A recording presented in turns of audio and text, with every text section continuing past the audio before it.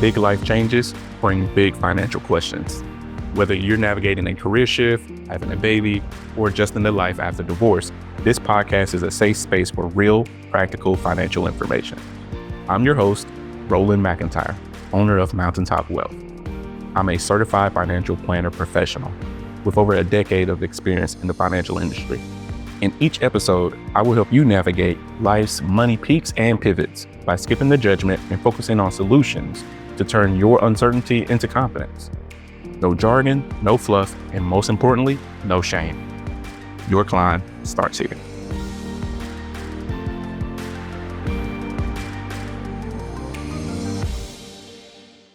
Welcome back to Money Peaks and Pivots, and it is so good to be with you today. We are going to talk about a situation where you actually have the money. So a lot of times in these type of money podcasts that you come across, you're going to hear about accumulating wealth or building wealth. Let's talk about what do you do once you have it? And you can have built that money a variety of different ways. It may be from investing. It may be from building and growing a business. It could be from a combination of things. It could be from a divorce. It could be from a settlement or lottery winnings. It could be a portion of all of these things or some of these things.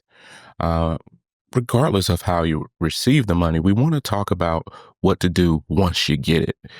And we kind of talked about that in the first episode of how you want to live your life and what's your purpose and how to actually live that fulfilling life so you can reach your mountaintop. But today we want to get into a little bit more specifics. We want to get into some of the actions that you can take to actually protect your wealth, to also keep as much of that wealth as possible, and to truly enjoy it. So that's what we're going to talk about today. And one of the first things to keep in mind is when we have built up a large sum of money and we are looking to start spending or enjoying that money, one thing that we do have to think about is the source. Like we talked about, so depending on where that money is located is going to also depend on how that money is taxed. And if that money has already been taxed, maybe you're going to be touching that money tax-free because there are ways to do that. And there are certain accounts where you don't have another dime in taxes you're going to have to pay on that money when you take it out of that account to start enjoying it. While other accounts, you are going to have some money to pay to the IRS in regards to that money. So we have to keep that in mind, our tax consequences. So we'll talk about that a little bit here, and we will go over some of these different ways to utilize the money efficiently and responsibly. And also some fun things that you can do with it, and you can be creative and enjoy that money. But the one thing I know a lot of you don't want to have is to completely run out of money ever, and to actually pass that on to the next generation. While others want to use all of it during their lifetime, they're not looking to give to a family member because they maybe feel like, hey, that those family members are well taken care of already. And they're going to enjoy what they have with their hard work they've built and they've sacrificed. And now it's time for them to enjoy it. That's fine too. But let's get right into it. We are going to kind of just first look at some of the potential tax issues that you could be facing depending on where that money came from. And first, let's just start with the natural or one of the most reasonable ways that people build wealth, and that's through through work.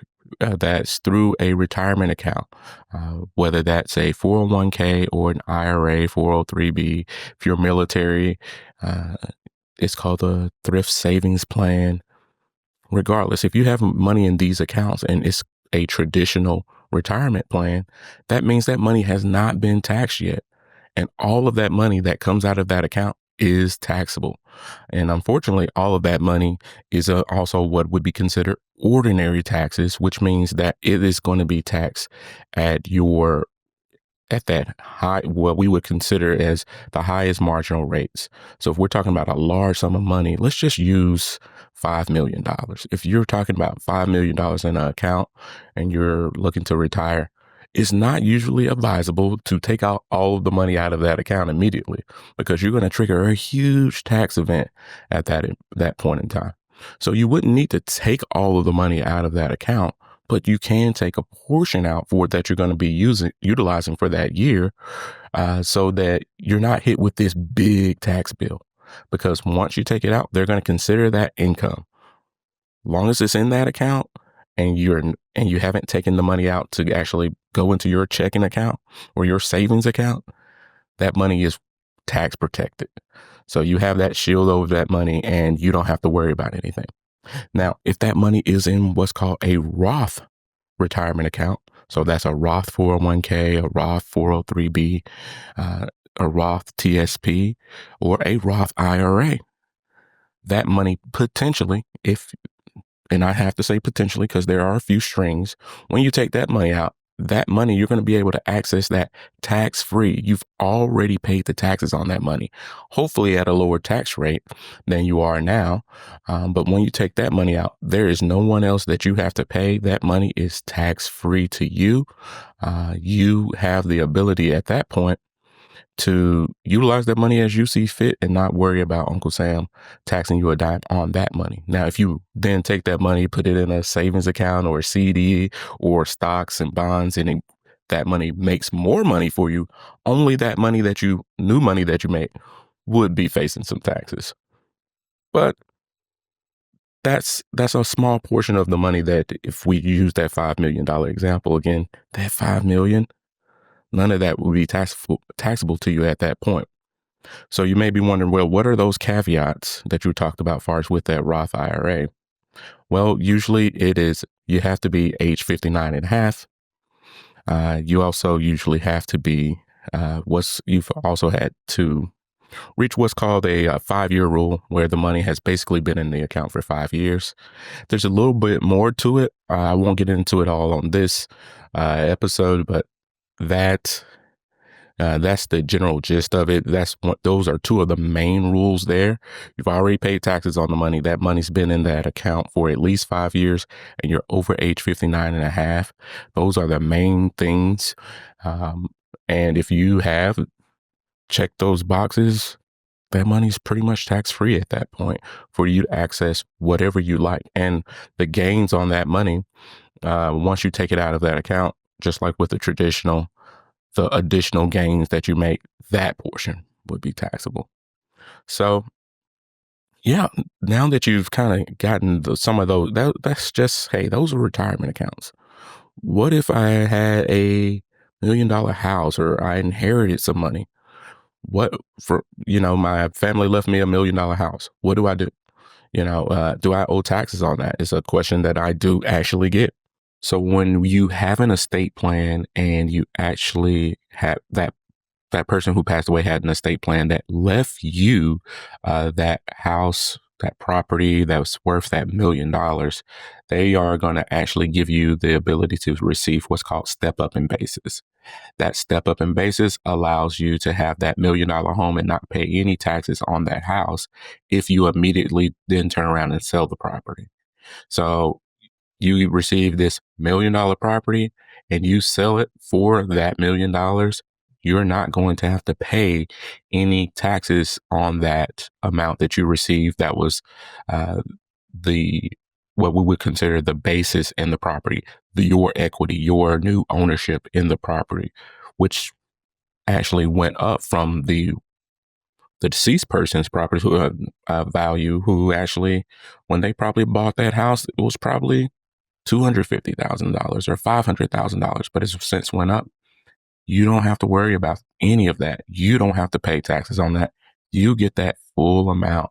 So if your parents or grandparents or whomever is leaving you that property from their estate plan, you have the ability to receive this property tax free, and also sell that property potentially tax free as well. And then once you've converted that money to cash and investments or whatever the case may be, now you can pursue that business, pursue those things that you really want to do with that money without actually having to pay additional taxes. Now, the thing is, if you're going to hold on to that property and you're going to hold on to it for multiple years, that property will potentially go up in value. And the difference from it going from $1 million to $2 million in value, that difference there, that portion you are going to be responsible for paying in taxes, because you have ownership property for $1 million. Now, if it goes up in another $1 million, that would be capital gains taxes that you would be liable for. That doesn't mean you owe $1 million. That just means that portion is taxable up to your capital gains rate, and you're selling that property for that $2 million, and a portion of that $2 million is going to be taxable, not the whole thing. So that is the beauty of capital gains. That's the beauty of having an estate plan and a step up in basis. So some people can get terrified of these things and actually not want to receive property from a will or a trust, because they're thinking that's going to be a lot of taxes, and that may not be the case. So in these situations, you really want to make sure you're talking to a professional, you're talking to the attorney, you're talking to uh, your financial professional, because you're going to have some opportunities to save yourself some money and also be smart with it as well. So just because that you are receiving a lump sum doesn't necessarily mean you owe taxes on it like you would if they say for the lottery or something of that nature. Yeah, portion of that money is going to be taxable and it's taxed at a higher rate. Whereas when you're receiving a real estate or stock or some mutual funds, um, those are different situations. So the actual step up in basis from those type of gifts that someone has left you in that inheritance, um, there may be some favorable tax advantages for you. So if you are in a situation like that, or a family member's in a situation like that, please seek the help of a financial professional and an attorney as well. Okay. What are some of these other situations here where you may have built up some money? We've talked about retirement accounts. We've talked about receiving something like a house. We kind of also mentioned stocks there too, with the same scenario as with a house, uh, or mutual funds, the same thing as well. So if they're not in a retirement account and they're just in a regular, ordinary investment account, when it comes to stocks, bonds, mutual funds, ETFs, all of these things, if they're just in a regular, ordinary account, they receive this step up in basis. So the same as the house. So it is a very advantageous way to pass on wealth.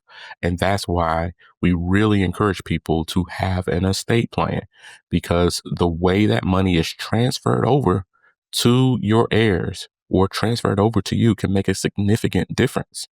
Um, so I want to give a quick example here of what really happens to people. I have a client who's in her late 70s, and her plan originally was to leave her life insurance policy to one daughter for about $500,000 and leave the retirement plan to the other daughter, which was about $500,000. So on the outside looking into her, it looked like that was both equal. She was giving them roughly the same amount of money, but that's not the case, because one, that $500,000 retirement account was a traditional retirement account, which meant that $500,000 is totally taxable. So if you receive this money, if you're the daughter in this sense, and you receive that money that's going to have um, this traditional retirement account for 500,000, if you try to take all of that money out, now that's going to count as taxes. That's $500,000 of income that you received that year, and you're going to be taxed at the highest marginal tax rates. So that is something you don't want to do necessarily if you're trying to disperse your money evenly to your children, because one daughter is really missing out. Where's the other daughter? over here, if she's receiving the life insurance policy, that life insurance policy is completely tax free to the other daughter. So where one may be paying a 37 to 40% tax rate, the other's not having to pay any taxes on the money that they received. So there's a big difference there as far as the amount of money that they're receiving at that point. And you may have some disagreements, but amongst the two regarding those things, uh, when the estate plan is not properly planned, and you don't include, maybe you included the attorney, but you didn't include the financial professional to make you aware of those certain tax situations. So that's an important thing to keep in mind. So make sure you know the source of where this money is coming from, regardless of how you've built your wealth. If you have a couple of, or three or four of these things, it matters when you're taking the money out or liquidating the money. And all I mean by liquidating is you're converting that money to cash at this point because you're preparing maybe to make some expenditures. You're actually finna spend this money. You're actually finna buy something. You're finna enjoy yourself. But before you do, you may want to figure out the tax consequences before you start doing it. You have to ask that question. It really can make a big difference. Um, Now, one that we kind of skipped over, and it's an obvious one, is what about the checking account, a savings account? What happens if someone leaves me their money in their checking account or savings account? Just like with the stocks, just like with the bonds, just like with a property. If that person actually left your name on the documents, that if you have a beneficiary listed on your checking account, your savings account, it may be called a TOD, which is called a transfer of death. You are going to receive a step up in basis. You don't owe any taxes on that money. That money is then now at that point yours, and you're responsible for that account, and you can decide what to do with it next. Easy peasy lemon squeezy, done. So just keep that in mind.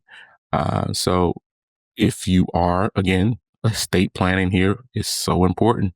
Make sure if you're doing this for someone else that you have a beneficiary or what's called a transfer of death person listed in the event of your passing. Who does that money go to? Does it go to your spouse? Does it go to your children?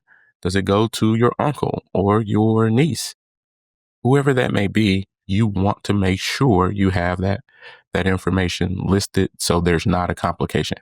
Because if you don't, it goes through what's called probate, and it may not go to the person you intended to when it goes through probate. Another thing that you're going to have to deal with if you go through probate are court costs and complications, more paperwork, more proof. Now, in the case of you may be one of these beneficiaries that are looking to receive this money, and now you're dealing with that complication of because uncle or dad or mom left you this money or intended to leave you this money, but they didn't exactly say who. And if there's multiple children or multiple family members that are looking to claim these funds, it can get very, very complicated. And this is definitely how disputes actually happen. So let's keep that in mind. All right. So we've talked about some of these tax implications here, and I think we've pretty much nailed that one pretty much down here. Another thing you want to watch out for is not something that everyone should actually watch out for, and that's the scams and the business ideas and the all the people that are going to be coming for your money. And some of them may seem totally legitimate, family members, friends with all kinds of business ideas, but I say scam in the sense of they are, they're well intentioned, uh, but maybe the person or the people that they're around who have helped them come up with this idea are not necessarily have the best of intentions, and they're utilizing them to kind of get to you. And this happens with people who have large sums of money, and it can be something that you have to be aware of. So you have to make sure that you're vetting these ideas. Also vet the people who are also backing your friends, family members, and also having already planned out in your mind, how much are you going to be giving to friends? How much are you going to be giving to family members? And who is classified as family, cousins and whomever, people that just start coming out of the woodworks once they start finding out that you have some money or you have reached a certain level of success. All type of favors are asked and introductions and this, and it can be a lot. And it can also be a strain on the family because the expectation is for you to take care of certain people, so especially some of those immediate family members, whether that's a sibling or a child, whatever the case may be. They may think it's your responsibility now to take care of the family, and you need to set those boundaries in place sooner rather than later. Now, you are certainly allowed to give gifts to family members, and you may be wondering. Now, you said, "Hey, if I receive the gift earlier, I don't have to pay taxes on those in the event of me passing away." But what if I'm living and I'm giving gifts to people? Are those situations? Are there any tax consequences there?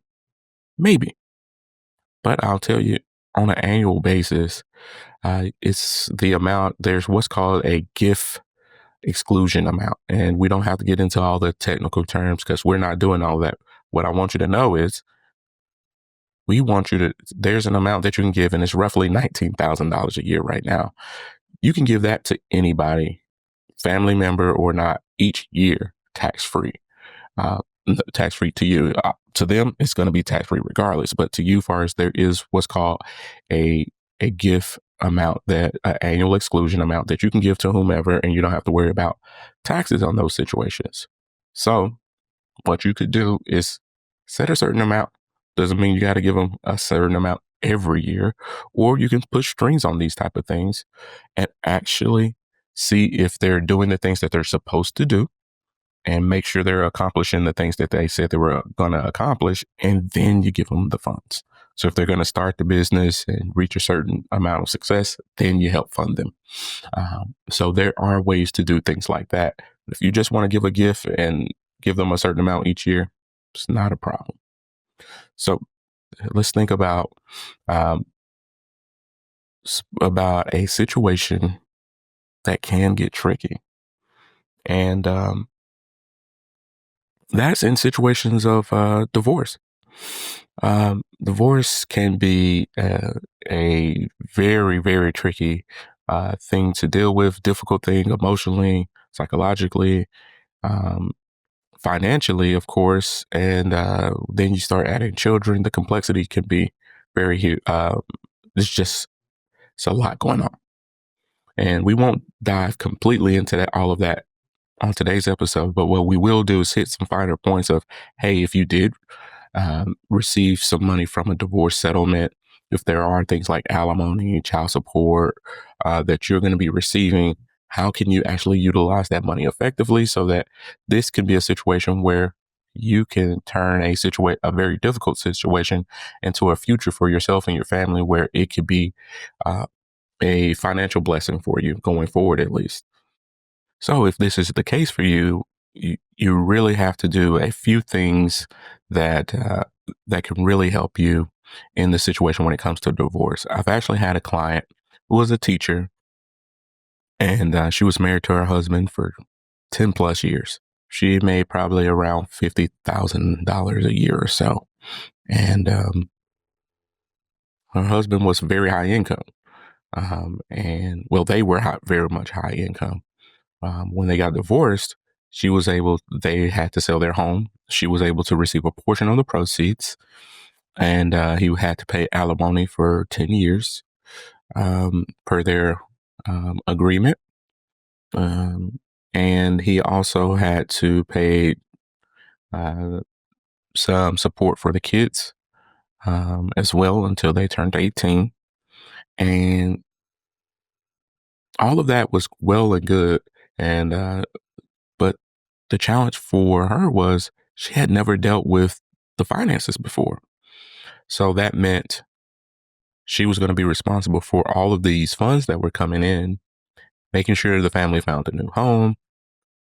She had to figure out what she was going to do with the kids for college and also take care of herself and save for her future and for her retirement because she was in her mid 40s. she still had a lot of work years left ahead of her, and her current income was not as a large amount. So what this money actually did was give her an opportunity for some flexibility, for some freedom, for a limited amount of time. Because as some of you may know, with the alimony payments, they're not they're not all necessarily the same. This one I think was for actually 10 years. So that means for 10 years or so, you're going to be receiving this set amount of money to help that was going to be able to be coming into the family. But then after that, it would stop. So then what do you do about a mortgage? Because after 10 years, that money, some of that money that you have coming in is going to dry up. Another source of those funds is the child support. And once the kids get 18, that money's going to dry up. So how do you save for the future? How do you actually plan for I guess, interim where you are getting this money and what to do with it? You want to be responsible with it. And how much house do you get? There's all of these different questions and complexities that come in. So when you do receive situations like this, you do need a full financial plan. You need to figure out what are your priorities? Where are you at currently financially? Can you get something? Are there debts? Are there things that they need to be paid off? Are there things that are going to put you in a better situation? And in 10 years, when a lot of these payments have all gone, are you on still solid footing? Are you better off? Have you taken care of a lot of needs for your family? And can you actually, at that point, be self-sufficient? You don't want to waste all of the money. You don't want to run out of money as well. So when you have a situation like that, it is so important to not only work with a financial advisor, but it's also important to work with the attorney situation. That's obvious. You want to make sure that agreement is followed, and what are the consequences if that person doesn't follow the agreement. You may want to seek some type of mental health or therapy as well to make sure, as far as that transition, because it is a very traumatic situation. So we had all of those things where we made sure we had a plan to address all of these different things that may be coming up. The kids getting older for college. What were the college situations? What about driving the car? Okay, how much house do you want to buy in a rising interest rate environment? All of these different things we help this teacher have the ability to think through. And luckily with the teacher, they have lesson plans, they have plans, they have syllabus each year. So getting off, actually doing a plan is something that they do each school year. And that makes it a little bit easier as far as having that conversation. But it's still a lot of moving pieces that are different for people, and it can be a sudden adjustment. So now you're going from a $50,000 a year income. On top of that $50,000 a year, you're getting these additional sources of income that are coming in, and you're having to adjust to this new life transition without a spouse, and your children have to adjust to that too. So when you have these life situations where you're receiving large amounts of money, it's not just the money that changes. You're going to have to adjust with those times too. So whether that's taxes, whether that's where the funds are coming from, whether that's setting an estate plan in place, all of these different things are going to really be factors into how you're going to enjoy that money. And you can still be charitable. You can still give to people. You can still give the family and friends, but you do want to be careful of the different things that are out there where they can that can actually hurt or hinder your goals. But it's totally fine to give to that church. Yes, is it going to help you on taxes? Sure, but that's not why you're doing it. You want to give to those churches. You want to give to those nonprofit organizations because you believe in them, you support them, and you feel that there's a need and it's the right thing to do. I think that's the more important point. But yes, there are things called DAFs, which are donor advised funds that actually allow you to put money into these accounts and to be as strategic when you can get a tax advantage. There are things out there that you can do called qualified charitable distributions when you're in your 70s, you can take money out of those retirement accounts tax free, potentially, for the required distribution amount. There are things that you can do if you set a plan to be charitably inclined. There's things called charitable remainder trusts in the event of your passing, where you can leave money directly to the trust and avoid taxes that way and actually take care of them. So there's plenty of different ways to be charitable and to have a plan in place. Uh, and you can take care of those organizations while you're living. And also in the event, not in the event, eventually you will pass. But when you pass, you can also leave that legacy for that nonprofit or church as well. So there are plans for that. There are opportunities for that. So make sure to include that into your financial plan. Regardless of your income level, there may be something that you can still do to support those organizations. So make sure you're looking after the people who looked after you. Uh, I mean, I really do believe in that. It takes a village to raise a child, uh, saying, and as you grow up, as you actually get to that point where you can give back, I definitely encourage people to do so. Um, Now, one of the last things here I want to talk about, as far as the money, receiving large sums of money or growing large sums of money and actually enjoying it, is the actual fun part of it is doing whatever the heck you want to do. So yes, now it's time finally to actually enjoy some of the funds. And that may be, it doesn't have to be complicated. And I think there is a misconception on social media, on YouTube, on Facebook, Instagram, TikTok, wherever it is, that you have to show that you have money. I wouldn't I wouldn't necessarily recommend it, but you certainly can take those pictures for yourself. You don't have to post them. Go to those places that you've always wanted to go to, experience the things that you've always wanted to do. Try those new things and have those date nights and adventures. Go do it all. But the one piece of advice I would say is don't share it all. Don't let social media actually actually you're not competing with anyone. So it's not a reason to post every single picture, every single thing, or every single video that and cool thing that you do online. It's great. It's fine to do so. Man, if you're an influencer or something like that, go right ahead and do it.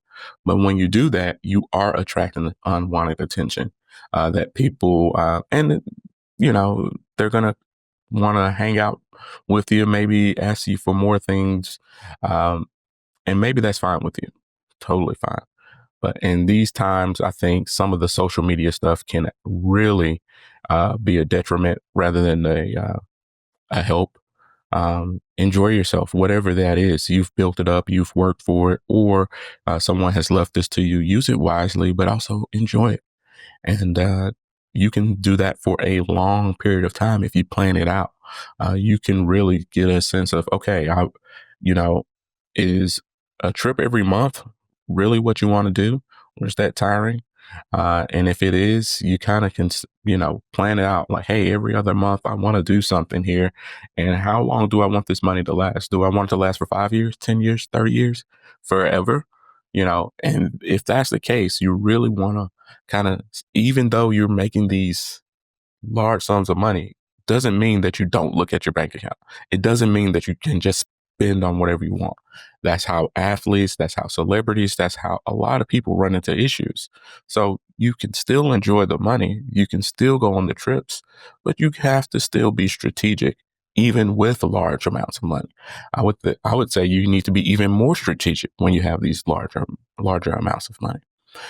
So yeah, put the money to work, grow it, protect it, leave it to your family members in a responsible way. But it's totally fine to seek that freedom and purpose that you really want. A lot of things, a thing that a lot of people forget about is, hey, they do all the fun stuff, but also take care of your health, mental health, physical health, eat better, you know, You can eat some quality food now, not just the junk food, not just the DoorDash. So make sure you're taking care of yourself. Whatever you just decide to do with this lump sum, make sure you have a plan for it. Make sure you are organized in a way to where you know where that money is coming from. You know those tax consequences, and you know that the people that you are helping are actually um, there to they're going to do what's right by you and themselves, and that you're not getting taken advantage of out there. So if you've run into this situation where now you do have the funds that you need potentially for retirement, or if you had this large sum of money and you're not sure what to do with it yet, this is a great time to book a meeting with me so we can have a conversation. So we can talk about the opportunities and the things that are out there that can actually help you have this money for a lifetime so you can leave a legacy. So reach out to me. The link will be in the show notes where you can go book an appointment with me for free as far as that initial consultation. We have a conversation about you and what your situation is. And it's a straightforward, honest conversation. And if you'd like to take the next step, feel free to do so. And we'll talk about that on that call. If not, it's okay. So reach out to me. The link is in the show notes. And look forward to talking to you soon.